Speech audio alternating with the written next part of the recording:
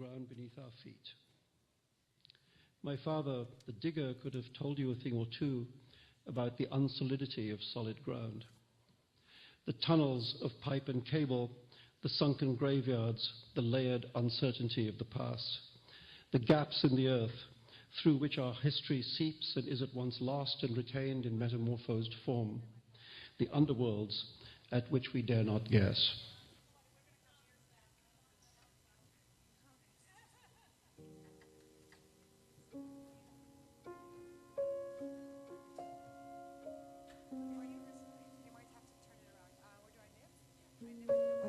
We find ground on which to make our stand. In India, that place obsessed by place, belonging to your place, knowing your place, we are mostly given that territory.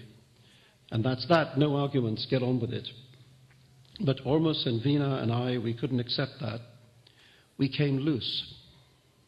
Among the great struggles of man, good, evil, reason, unreason, etc., there is also this mighty conflict between the fantasy of home and the fantasy of away, the dream of roots and the mirage of the journey. And if you are Ormus Kama, if you are Veena Apsara, whose songs could cross all frontiers, even the frontiers of people's hearts, then perhaps you believed all ground could be skipped over, all frontiers would crumble before the sorcery of the tune. Off you'd go, off your turf, beyond family and clan and nation and race, flying untouchably over the minefields of taboo until you stood at last at the last gateway, the most forbidden of all doors, where your blood sings in your ears. Don't even think about it. And you think about it. You cross that final frontier, and perhaps we'll see how the tale works out. You have finally gone too far and are destroyed. At the frontier of the skin. They made a song about it, as they did about everything. You remember it. You remember the nasal elongation of his phrasing, and above and behind him, the high purity of her words. You remember his words, her words. If you remember the music, the words are impossible to forget. At the frontier of the skin, no dogs patrol. That was it. At the frontier of the skin, where I end and you begin, where I cross from sin to sin, abandon hope and enter in and lose my soul. At the frontier of the skin, no guards patrol. Yeah, but there was a second verse. At the frontier of the skin, mad dogs patrol. At the frontier of the skin, where they kill to keep you in, where you must not slip your skin or change your role. You can't pass out, I can't pass in. You must end as you begin or lose your soul. At the frontier of the skin, armed guards patrol. Veena Apsara, the beautiful, the dead. Her very name, too good for this world. Veena, the Indian lyre. Apsara from Apsaras, a swan-like water nymph. In Western terms, a naiad, not a dryad.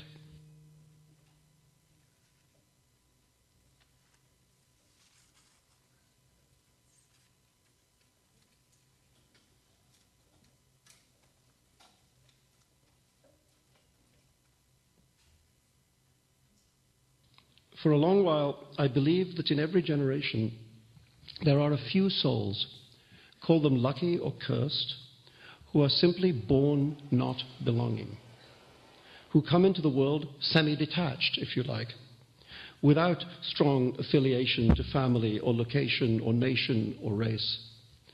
That there may even be millions, billions of such souls, as many non-belongers as belongers, perhaps. That in some the phenomenon may be as natural a manifestation of human nature as its opposite, but one that has been mostly frustrated throughout human history by lack of opportunity. And not only by that, for those who value stability, who fear transience, uncertainty, change, have erected a powerful system of stigmas and taboos against rootlessness, that disruptive antisocial force, so that we mostly conform. We pretend to be motivated by loyalties and solidarities we do not really feel. We hide our secret identities beneath the false skins of those identities which bear the belonger's seal of approval.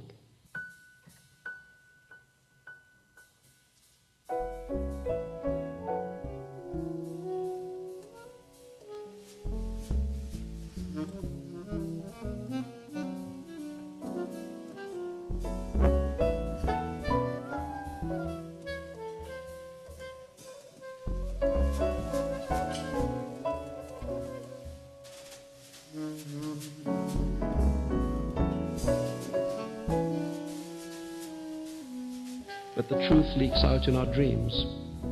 Alone in our beds, because we are all alone at night, even if we do not sleep by ourselves. We soar, we fly, we flee. And in the waking dreams our societies permit, in our myths, our arts, our songs, we celebrate the non-belongers, the different ones, the outlaws, the freaks. What we forbid ourselves, we pay good money to watch in a playhouse or movie theater, or to read about between the secret covers of a book. Our libraries, our palaces of entertainment tell the truth.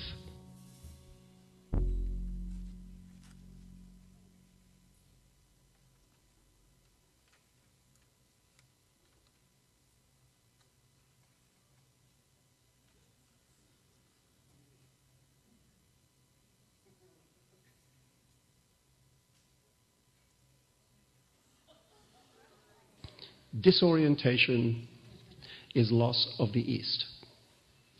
Ask any navigator, the East is what you sail by. Lose the East and you lose your bearings, your certainties, your knowledge of what is and what may be, perhaps even your life. Where was that star you followed to that manger? That's right, the East orients. That's the official version. The language says so, and you should never argue with the language.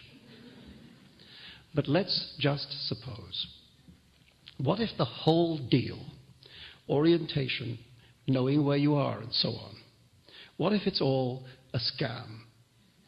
What if all of it, home, kinship, the whole enchilada, is just the biggest, most truly global and centuries oldest piece of brainwashing? Suppose that it's only when you dare to let go that your real life begins.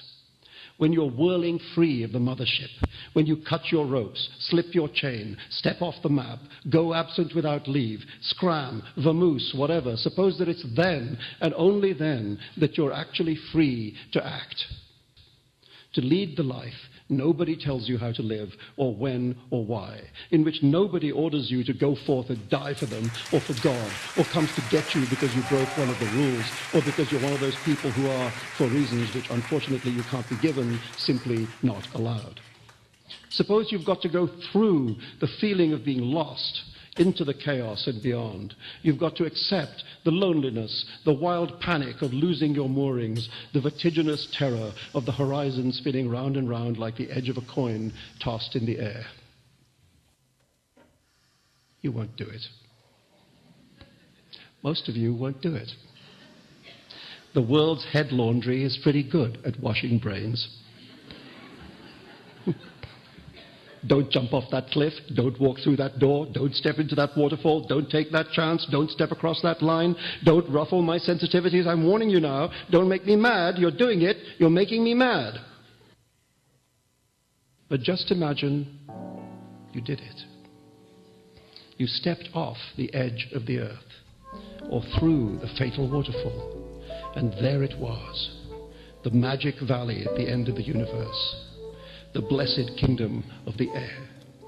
Great music everywhere. You breathe the music in and out. It's your element now. It feels better than belonging in your lungs.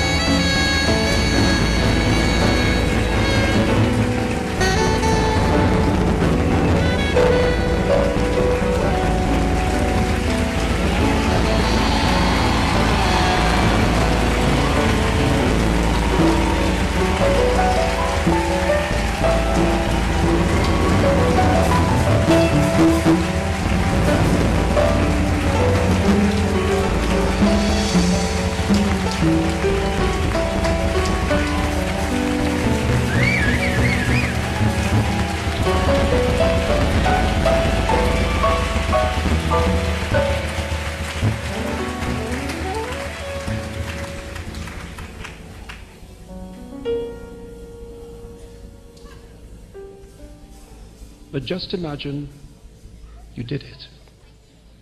You stepped off the edge of the earth or through the fatal waterfall, and there it was, the magic valley at the end of the universe, the blessed kingdom of the air. Great music everywhere. You breathe the music in and out. It's your element now. It feels better than belonging in your lungs.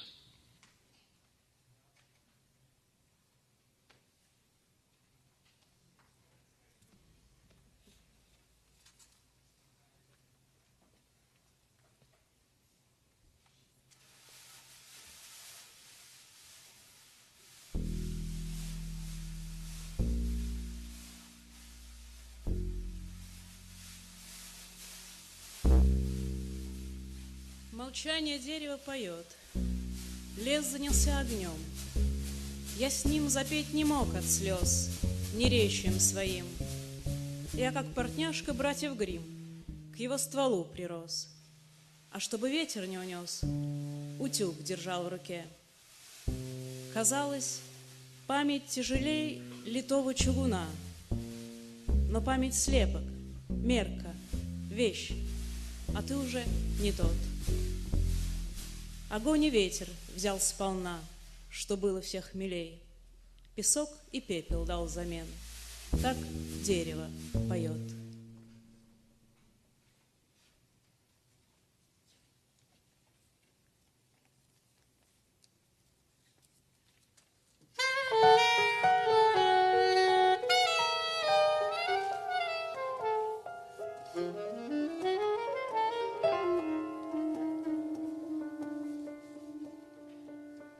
Россия, мамаша слепая, твой ямщик, я в тебе замерзаю, в белоглазых озерах.